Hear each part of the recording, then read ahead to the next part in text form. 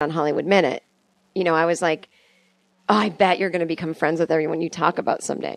And she did become friends with a lot of celebrities. Right. So, and then you meet people and you realize, oh, they're really nice. And like, you don't want to make fun of someone, But in that sense, that's the only thing but it's nothing to do with her. It's I just did a pilot with Kevin Smith once, and it was supposed to go on before TMZ or after TMZ.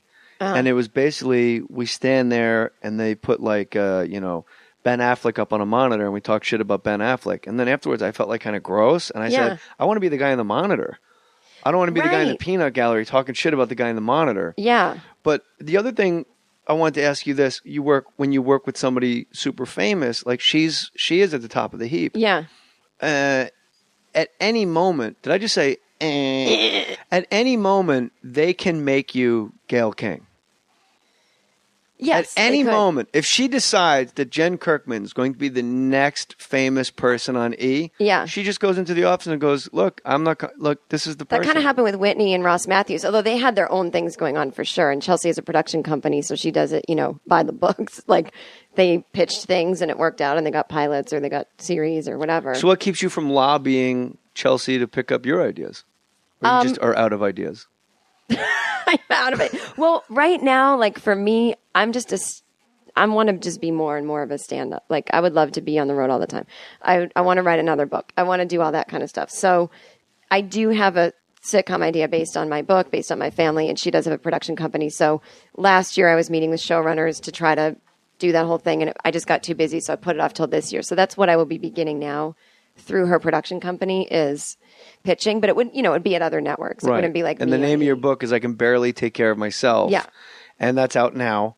No, out April 16th. Like I said, that you can pre-order that now. On Amazon through going to jmohr.com. Go to jmohr.com. There you go. It's hardcover at a soft cover Amazon price. Ad before this, Matty Boy. Let's not kill these people. So go to jmohr.com, click the Amazon banner, get Jen Kirkman's book. I think they'll like it. There's stuff in it about my family, Klonopin, fear of flying. It's not just about how I don't have kids. Are you afraid of flying? I was, but now obviously I can't be because I fly all the time. So my panic got so bad, I could only go on a plane that had 2 aisles. Like it had to have that middle row and 2 aisles on either side. Oh, you know what's so funny? I have the opposite.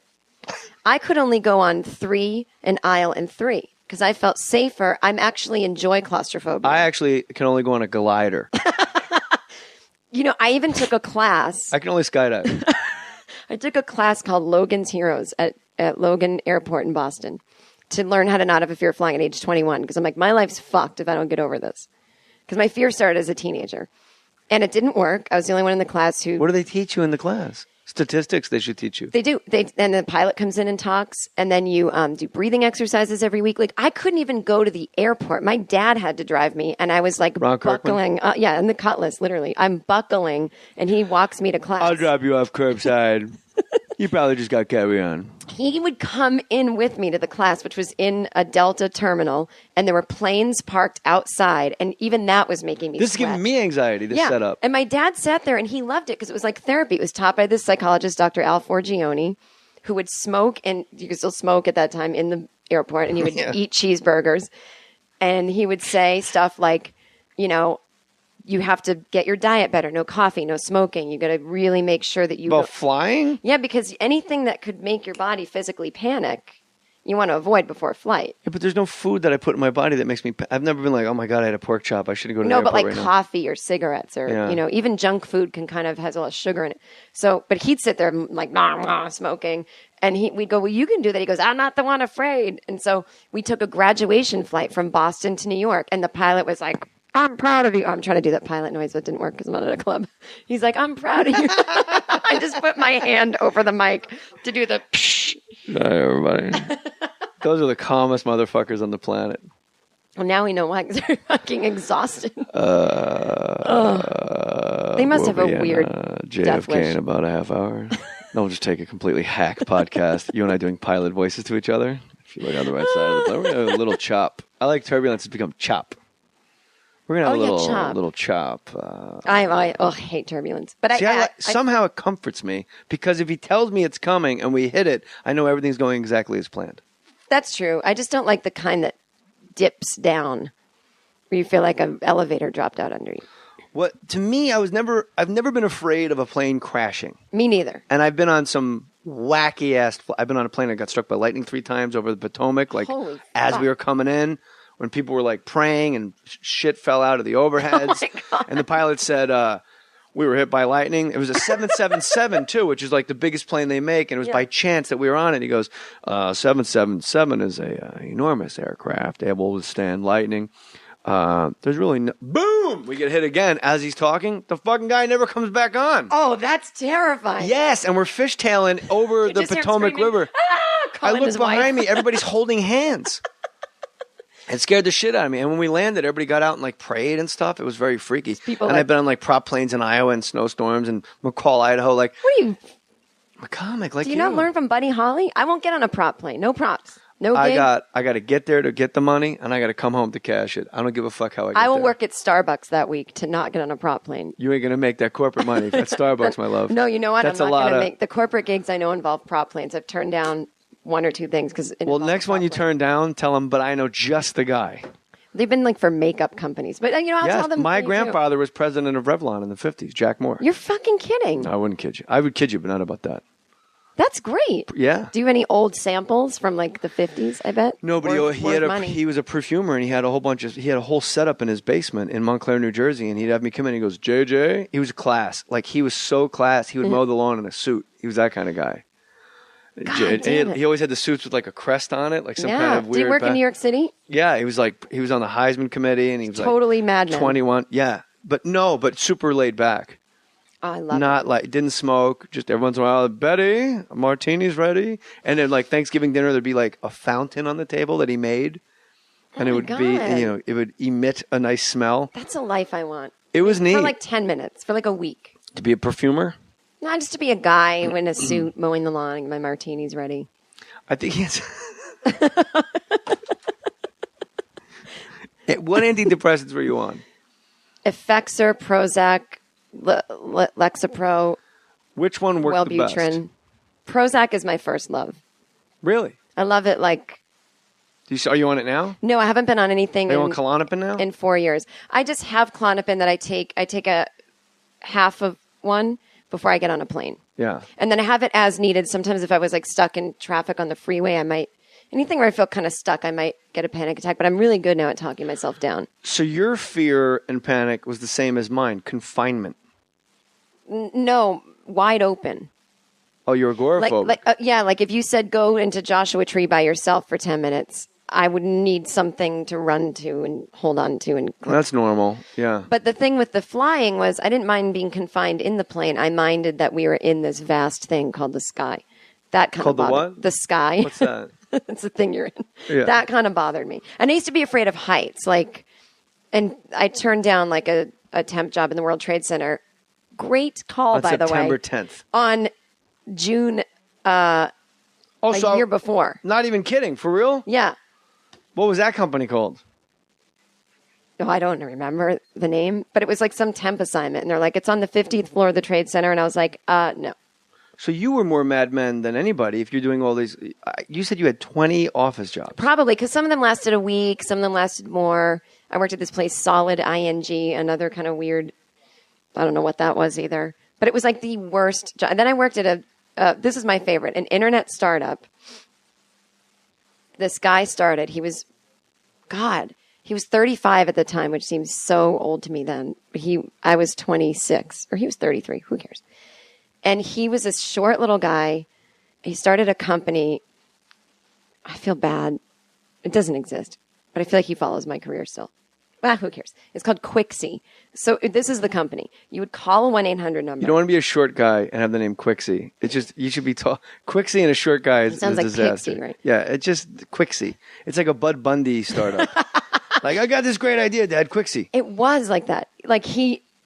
This was the company. You call a 1-800 number and because you don't have your own assistant, this lady answers and you're like, hey, my mother's birthday's coming up. Go on Amazon for me and send her a gift. It was just Good idea. Kind of, but if you had time to sit on the phone, you had time to go on Amazon. And it wasn't even a 1-800 number. It was a Riverside, California number. This was in New York City. And they found out years later that people were calling, and then you could also call the number and get connected to someone in your contacts. So they found out that people from Riverside were calling Quixie and getting connected to like Europe, and like the phone bills were crazy. I mean, the whole company was a disaster. Our accountant was this latent gay guy who had a family. Mean? Not latent, because that's what different. does latent mean? Because they would say we've got a latent print, or he's a latent homosexual. I think said that like latent Norm. means it Hey, didn't. latent homosexual. God, that's your norm is good. I remember hearing that before. That's good, yeah. It comes out later in life, I mean, but his wasn't coming out. So if you're a latent homosexual, it means you're not out yet. I think so. And if you got a latent print, it came out like 2 days after the crime. Oh, You're I not don't sure. know that. That's too You never CSI heard that? for me. Maddie, you know anything about that? No. He'll look it up. All right. But anyway, so this guy would sit next to me, Tony, and he would leave work for like 3 hours and come back and be like, "Can you keep a secret? I just met someone in the elevator who wanted me to pose for romance novel covers, and I just did a photo shoot at the Chelsea Hotel." And I'm like, "What?" And then he would sit at his desk. I bet he did. Yeah, he'd sit at his desk with pictures of his family, and then he'd be like, "So, I've seen any good movies lately?" And I'd be like, "Oh, I don't know." And I'd say some movie, he'd go, "Chick flick, ugh." And that's how he talked. But he was uber gay. Uber gay, but says he had a wife and kids. Latent, a quality or state existing but not yet developed or manifested. Oh, there you Jen go. Kirkman nailed it. And Emerson University Education will let you know what latent College. means. I think it's just a college. Emerson College. We'll give it time. Yeah. Let it aspire to be a university.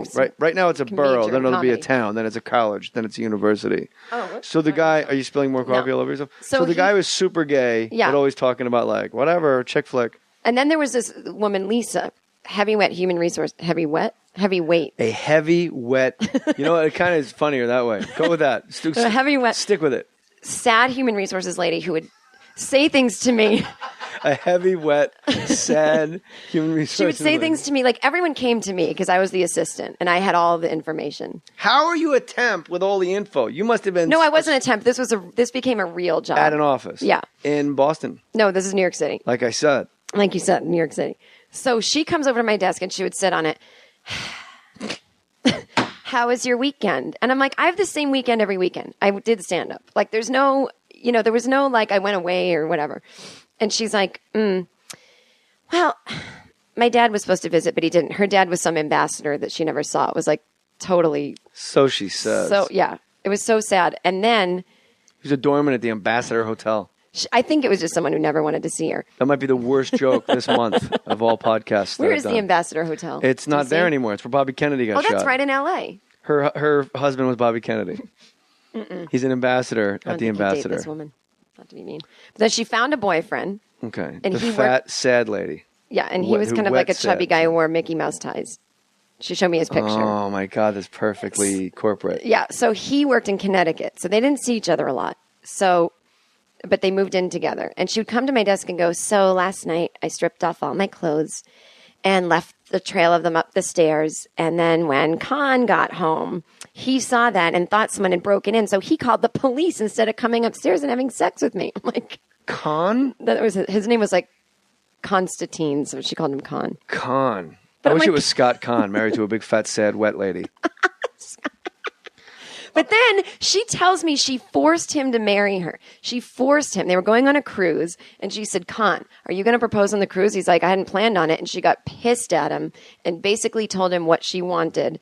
She wanted to be proposed to in Central Park, and he better get the ring this weekend before the cruise. So he did. I think you should do that. My wife circled the ring in a magazine that she wanted. That's fine. Because if left to chance, I'll come The back. ring, that's fine. But she probably had a feeling you were going to propose, right? Yeah, we talked about getting married early, like right when we met. Oh, it's that's like, Yeah. and when Harry met Sally, if you want to spend the rest of your life with somebody, you want the rest of your life to start right away. And it was one of those, and we'd be like, this would be a nice place to get married. Oh, you know what happened? I was going to ask her, she went to school at St. Monica's as a kid, and I was going to go to Mass with her. Is that big, beautiful church? In Santa Monica. In Santa Monica, yeah. And I was going to, coming out of church, I was going to get on one knee outside the church, propose to her and say, "This is where you spent the first part of your life. I want you to spend the rest of your life with how me." lovely. Like the steps of the church being the pastor. But you of the kneel church. down and the crowd stampedes you and you fall over. Yeah.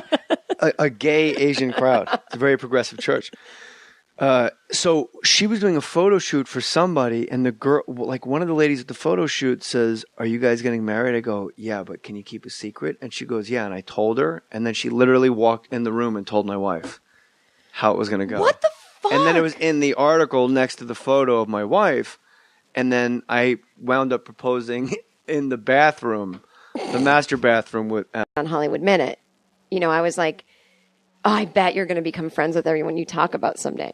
And she did become friends with a lot of celebrities. Right. So, and then you meet people and you realize, oh, they're really nice. And like, you don't want to make fun of someone, But in that sense, that's the only thing but it's nothing to do with her. It's I just did a pilot with Kevin Smith once, and it was supposed to go on before TMZ or after TMZ. And it was basically, we stand there and they put like, Ben Affleck up on a monitor and we talk shit about Ben Affleck. And then afterwards I felt like kind of gross. And I said, I want to be the guy in the monitor. I don't want to be the guy in the peanut gallery talking shit about the guy in the monitor. Yeah. But the other thing I wanted to ask you this, when you work with somebody super famous, like she is at the top of the heap. Yeah. At any moment, did I just say, at any moment, they can make you Gayle King. Yes. At any moment, if she decides that Jen Kirkman is going to be the next famous person on E, she just goes into the office and goes, look, wait, let's not kill these people. So go to jmohr.com, click the Amazon banner, get Jen Kirkman's I think book. they'll like it. There's stuff in it about my family, Klonopin, fear of flying. It's not just about how I don't have kids. Are you afraid of flying? I was, but now obviously I can't be because I fly all the time. So my panic got so bad, I could only go on a plane that had 2 aisles. Like, it had to have that middle row and 2 aisles on either side. Oh, you know what's so funny? I have the opposite. I could only go on 3, an aisle and 3, because I felt safer. I'm actually in a sitcom idea based on my book, based on my family, and she does have a production company. So last year I was meeting with showrunners to try to do that whole thing, and I just got too busy, so I put it off till this year. So that's what I will be beginning now through her production company is pitching, but it would, it'd be at other networks. It wouldn't be like And the name of your book is I Can Barely Take Care of Myself. Yeah. And that's out now. No, out April 16th. Like I said, that you can pre-order that now. On Amazon through going to jmohr.com. Go to jmohr.com. There you go. It's hardcover at a soft cover Amazon price. Before this, Maddie. I'm not. Look, this is the person. That kind of happened with Whitney and Ross Matthews, although they had their own things going on for sure. And Chelsea has a production company, so she does it, by the books. Like they pitched things and it worked out, and they got pilots or they got series or whatever. So what keeps you from lobbying Chelsea to pick up your ideas? Or you just are out of ideas? I'm out of it. Well, right now, like for me, I want to just be more and more of a stand-up. Like I would love to be on the road all the time. I want to write another book. I want to do all that kind of stuff. So I do have